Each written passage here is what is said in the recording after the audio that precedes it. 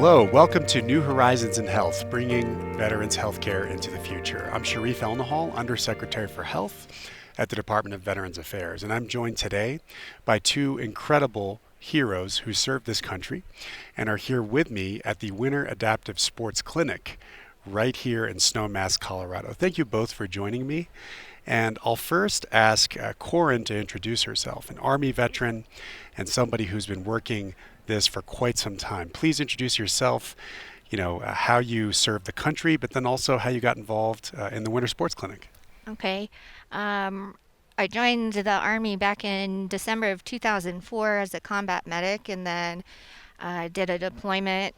When I came back from that deployment, I went and I got my LPN license, and then continued through my military career as an LPN.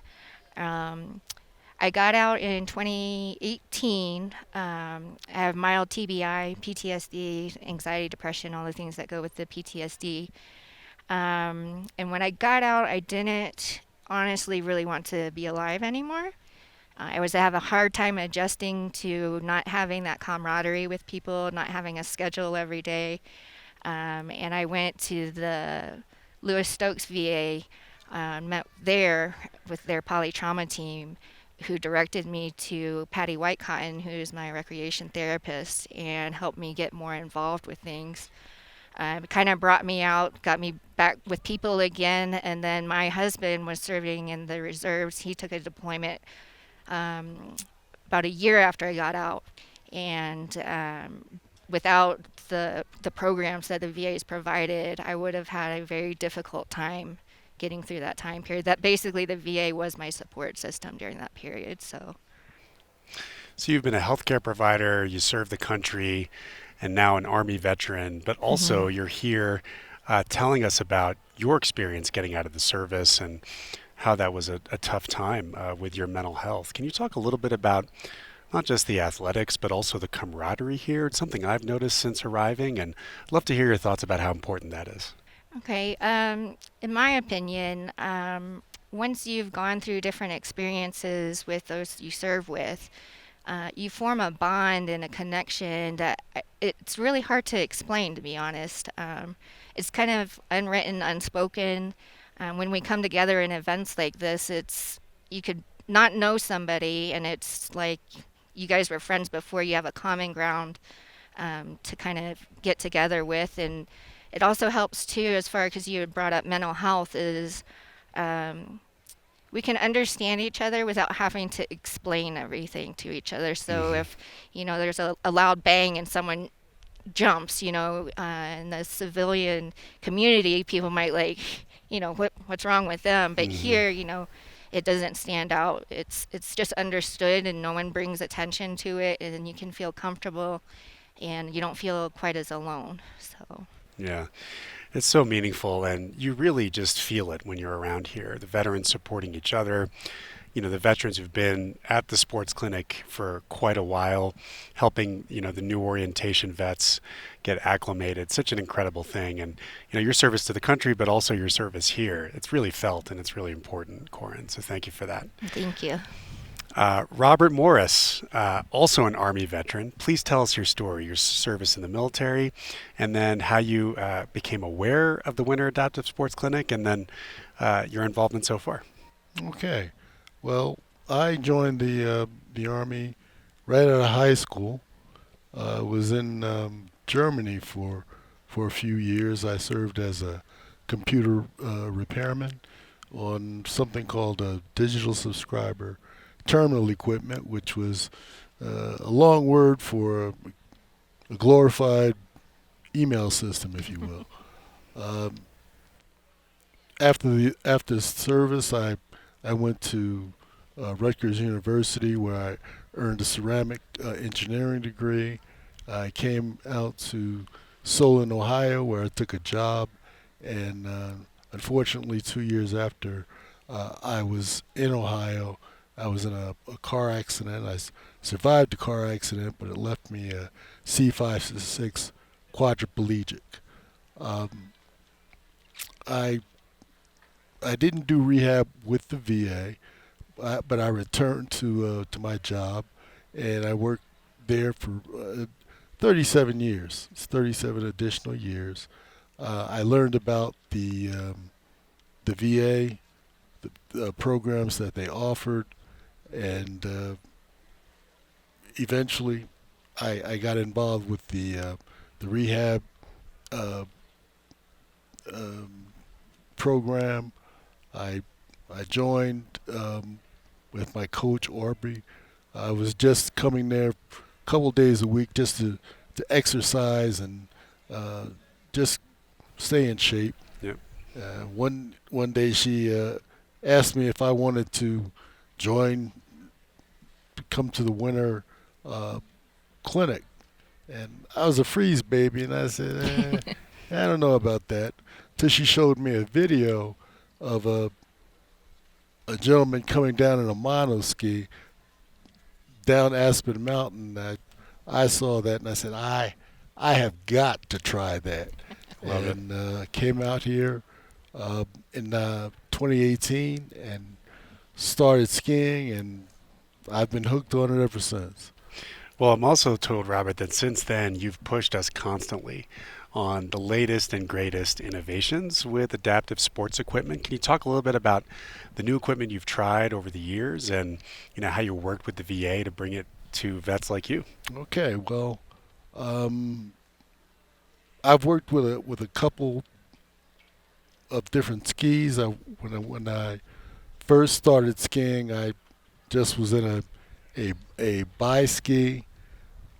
The next year, I was in a Tessier ski, which is it's a bi ski, but allows you to control the skis with your hands.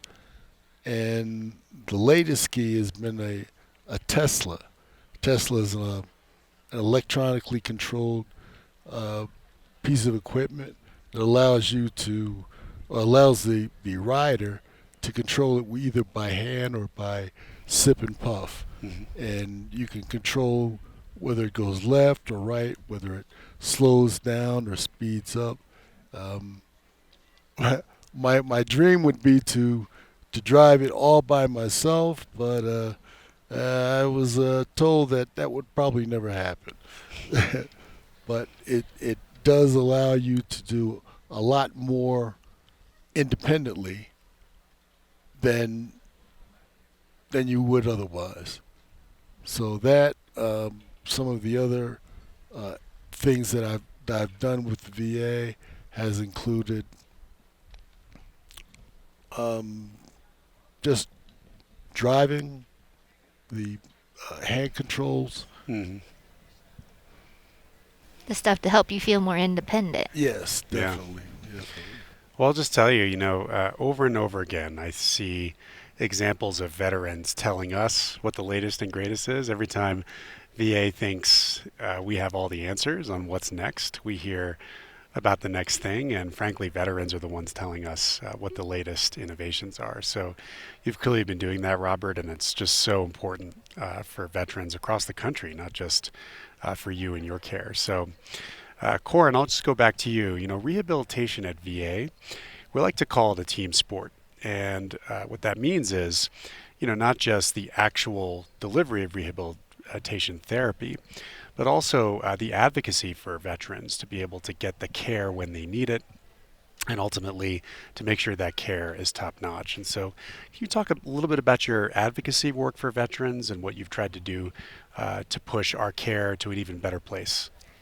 Um, I can. I actually have been quite impressed and satisfied with the care that I receive because I have very multiple diagnoses that I did not receive quite the standard of care that I would have hoped for when I was active duty. Mm.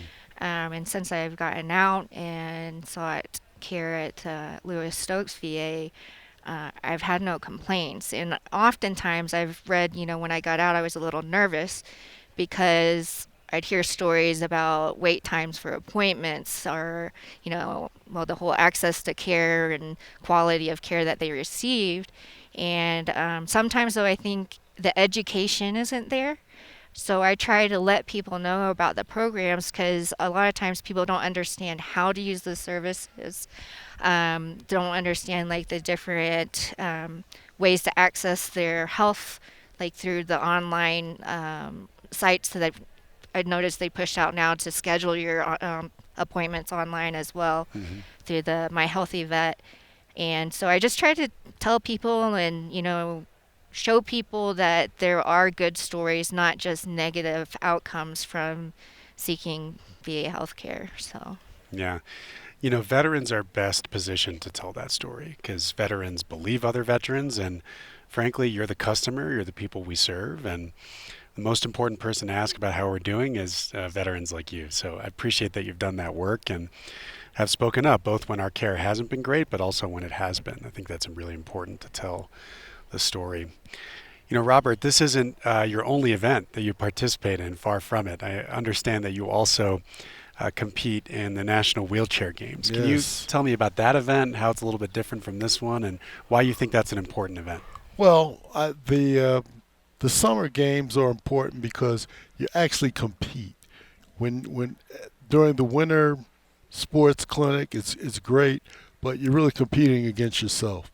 You're not competing against other veterans, and competition is just really a way for veterans to grow, I think, and to come out of their shell. Yeah. So during the summer games, we get to compete in team sports as well as veteran to veteran.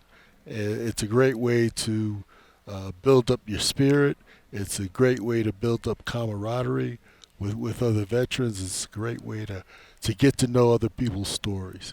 So I really appreciate the summer games. I love participating in them. I love winning. I hate losing, but it's part of building your character. It's part of coming back from injury. It's a part of getting out of yourself. I think getting out of your depression, getting out of feeling lonely, feeling defeated, and it opens you up to trying new things. So it's really it's a great program. For me, it's been very important.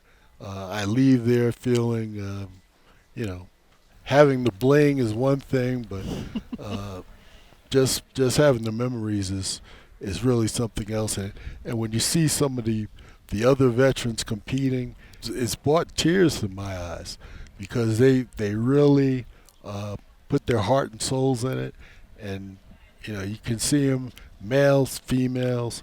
You just appreciate the work they do to get to that point, and you can just see them, just sweating and just putting everything they have, just laying it out there.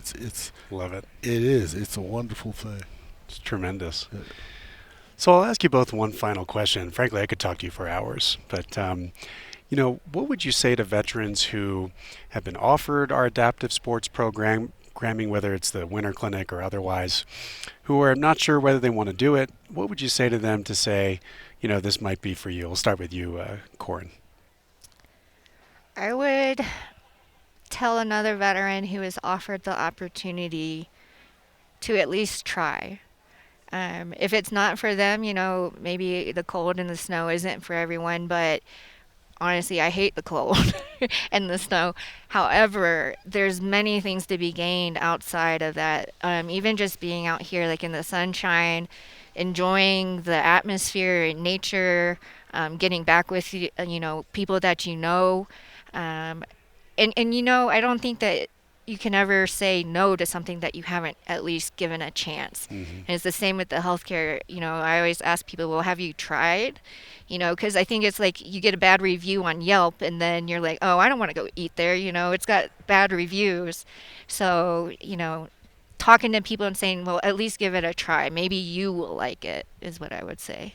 Yeah, it's so great. And I think, the best part about this event, from what I've observed, the new friendships, the new relationships, and really fostering old friendships too. I mean, folks are, as Deputy Secretary mentioned yesterday in her really, emotional opening, you're creating even more battle buddies for life. And I think that's just an incredible thing. Robert, what would you say to folks who are considering adaptive sports? We've offered it to them to try and convince them to try it out. Well, doctor, I think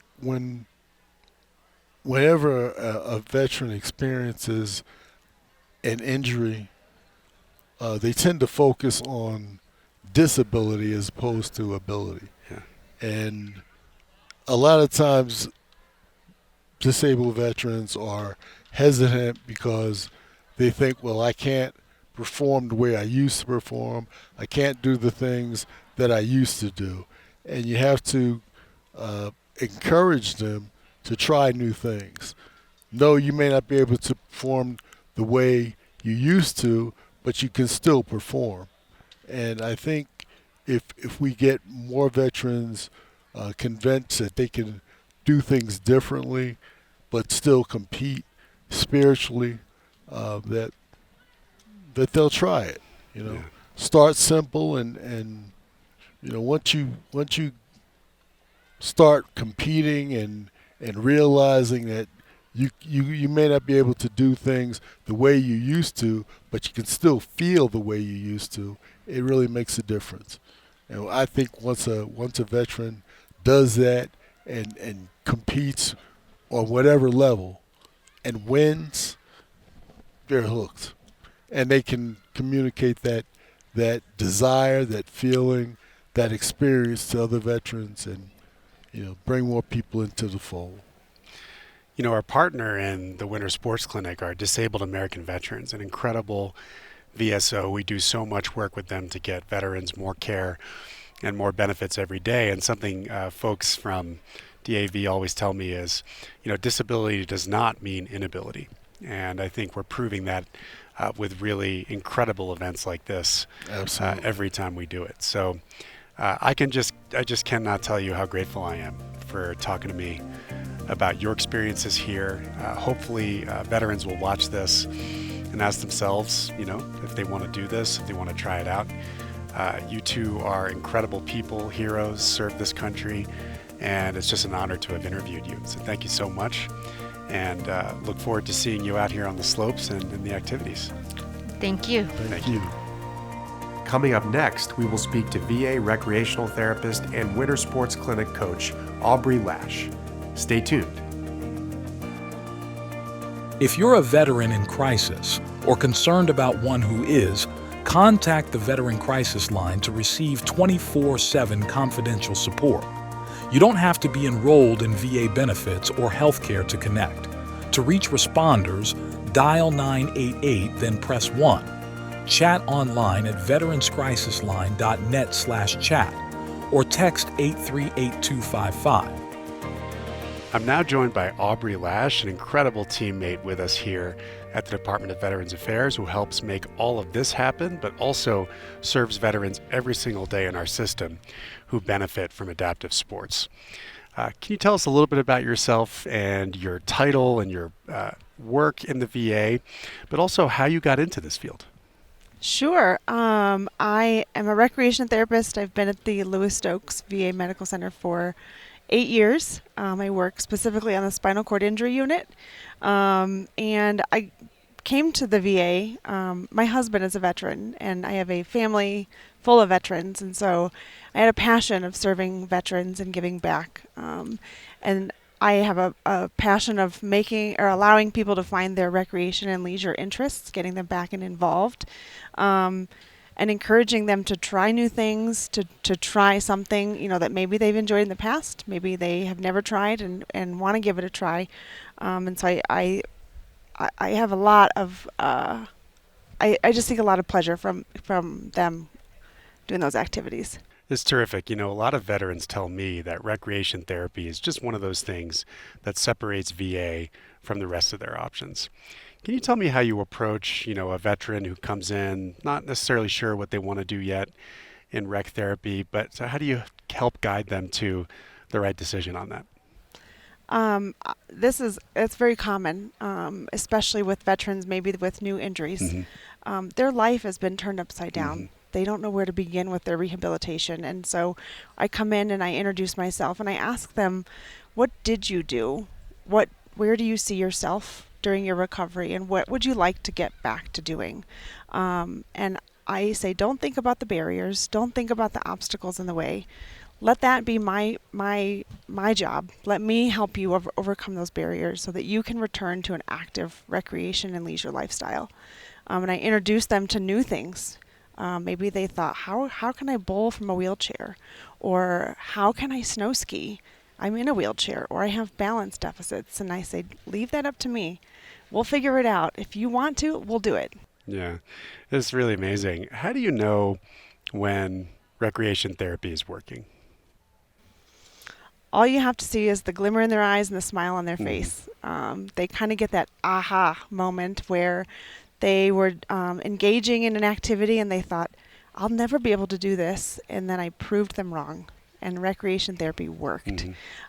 Seeing them getting back to doing something they thought they'd never be able to return to doing makes it all worth it. Yeah.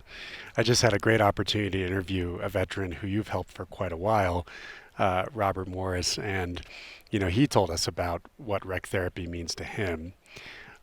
Tell us about your specific role in helping make this event happen, where we're seeing veterans go skiing, we're seeing veterans do rock climbing, activities they may have done before their injuries or before their disability, and they're now able to do it again. So how do rec therapists contribute to this, and how have you specifically contributed to this? So recreation therapy, while skiing is the main focus of the Winter Sports Clinic, there's a lot of behind the scenes planning that goes into this. From the start, we've had veterans that have never traveled, so preparing them, to travel for the first time on an airplane with a disability. How are you going to pack for a week long? And then, how are they going to physically prepare for this event? How are they, how is their strength? How is their stamina? How is their endurance? Are they going to be able to tolerate, the 4-hour window that they have to ski? We prepare locally. We participate in local skiing events, and we try out various types of adaptive equipment. And we, some work, some don't work, and that's great. We want to find out what works and what doesn't work, because then they can come out here and be successful, and that's what it's all about. Yeah. And can you tell us about the safety of this event? What's being done behind the scenes to ensure that veterans are safe if they decide to come? Sure. We're starting with education. Hydrate yourself, make sure you're eating right, that you're in the best physical shape that you can be, so that you can tolerate altitude. Making sure that they're aware that if they don't, they feel unwell, that they're telling somebody, and then focusing on their overall integrity of their skin, making sure they're going to the prosthetics clinic here, making sure their positioning and their postures, and that everybody's aware of what their needs are and that those needs are taken care of. Yeah. Every clinician, Aubrey, has the stories and the patients that they'll never forget.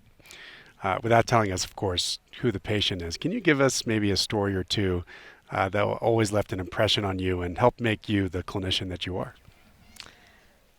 That's a great question, because so many of my veterans have left a footprint in my heart. Yeah. And Hard to choose. it is hard to choose. I have had a few that have come to me in their darkest point. They've reached rock bottom. Now they have a disabling injury or condition, and they're lost. They don't know how life can go on. And all I want to know is, tell me something that warms your heart. Tell me something that really brings you enjoyment, brings excitement, and let's figure out how we can bring that back. And one veteran in particular had reached rock bottom, and introducing adaptive sports to him, he now gets out of his house weekly. His wife is able to attend these events with him, and he is active. He has adaptive equipment to help support him. He has the time to put forth, with recreation therapy, and he is actively involved in various events with the VA, and then he's also now independently active with other activities in the community. So he's kind of blossomed to do all sorts of activities both with the VA and independence. Yeah. Your story really dovetails nicely, Aubrey, into my next question, which is, a lot of folks think, hey, recreational therapy might be this extra thing, but in reality, we know that it can really improve veterans' overall health, mental health, physical health. Can you explain a little bit about how that works and what you've seen with the veterans you've helped? Yeah, right. When I encounter veterans, and I think about even myself, if I wasn't participating in something I enjoy, it would be boring. It wouldn't bring me enjoyment and excitement. And so I have to remind myself that everybody needs to have enjoyment and activities that they enjoy doing, and recreation activities like adaptive sports and recreation. And so I encourage everybody to try anything and everything one time. There's a veteran here. He always comes back to me and says, "You were right." And I kind of chuckle, and I was like, "I told you so," because he has multiple times said to me, "That no way!" Like, he's frightened of water, and I've taken him water skiing. Incredible. And so that activity, he can't swim, and he's like, "You were right. I love this." And every year he's the first one to respond that he's going to come back and he's going to water ski. He's here at the Winter Sports Clinic, and he didn't think he could even make it down the little mountain here, and he's gone to the top to stand up to ski and go down the hill. So it's little things like that it's that aha moment that brings it all back together. Yeah. What would you say to a veteran? I know you have this conversation all the time, but for the folks that might be watching and listening, who, we've tried to offer adaptive sports to, they're still considering it, they're not sure if they want to come or if they'll benefit. What would you say to them? Even if you don't participate, come watch. You can be a sideline spectator. You can socialize with the veterans. There's benefit even just being around other veterans. And that happens very frequently. They're intimidated, by trying something new. And that's totally understandable, and I respect that. And so I just say, just come, even if it's just to watch. Yeah. And then eventually, even if it's in that 1 hour, outing, by the end, they're usually participating. What question did I not ask you that you want veterans who you think might benefit from this to know? I think that all veterans should reach out to the VA to find a recreation therapist or an adaptive sports program to get involved with, because it creates so many friendships, so many lifelong memories, and these events can be life-changing. And so I think that everybody should be encouraged to find opportunities like this. Well, I'll just say this, Aubrey. We're lucky to have you in VA, and the veterans you've helped throughout the course of your whole career, including the vets here today, have just really benefited from your expertise. And so I just can't tell you how grateful I am for having this conversation, but more importantly, for your lifelong, extremely important work. So thank you so much for that. I can't do it without them, so I appreciate them Here, also. for sure. Yeah. Thank you. Thank you so much. Coming up next, we will be joined by a special guest to help wrap up this episode. Attention veterans. We want to bring as many veterans as possible into our care because VA is proven to be the best, most affordable healthcare in America for veterans. That's why we've made 3 new groups of veterans eligible for VA healthcare years earlier than called for by the PACT Act. Veterans who were exposed to toxins or other hazards during their military service, veterans who were assigned to certain duty stations in Southwest Asia or parts of Africa, and veterans who deployed in support of certain operations after 9/11. Here's what that means for you. If you served in Vietnam, the Gulf War, Iraq, or Afghanistan, you can enroll. If you deployed to any combat zone after 9/11, you can enroll. And if you deployed in support of the global war on terror, you can enroll. And even if you were never deployed, but were exposed to toxins or hazards while training or serving on an active duty station here at home by working with chemicals, pesticides, lead, asbestos, certain paints, nuclear weapons, x-rays, and more, you can enroll too. Bottom line, all veterans exposed to toxins and other hazards, at home or abroad, are now eligible to enroll in VA healthcare. This is the biggest expansion of VA care in generations, and we want you to apply as soon as possible. So don't miss this opportunity. Better, more affordable healthcare is waiting for you. Go to va.gov/PACT and get it.